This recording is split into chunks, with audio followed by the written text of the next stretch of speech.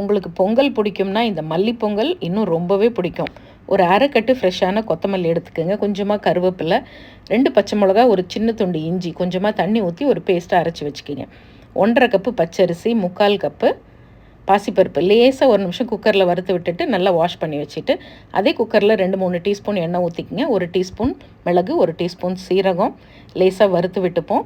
அது கூடவே பொடியாக நறுக்கின இஞ்சி 1 டீஸ்பூன், கொஞ்சமாக பெருங்காயத்தூள் சேர்த்து நம்ம கழுவி வச்ச அரிசியும் பருப்பும் சேர்த்து 1 கப் அரிசிக்கு 3½ கப்பு தண்ணி ஊற்றி 1/4 டீஸ்பூன் மஞ்சத்தூள் போட்டு அரைச்சி அந்த கொத்தமல்லி விழுதும் போட்டு நல்லா கலந்து விட்டு 3/4 டீஸ்பூன் உப்பும் சேர்த்து ப்ரெஷர் குக்கர் மூடிடுங்க.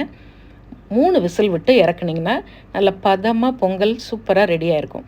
நல்லா தாராளமாக 2 டேபிள் ஸ்பூன் நெய்யில் தாராளமாக முந்திரியும் போட்டு கொஞ்சம் கருவேப்பிலையும் போட்டு வறுத்து அதில் விட்டு கலக்கி ஒரு நிமிஷம் அப்படியே சிம்மரில் வச்சுருந்தீங்கன்னா தளன்னு மல்லி பொங்கல் செம்ம டேஸ்ட்டாக ரெடி.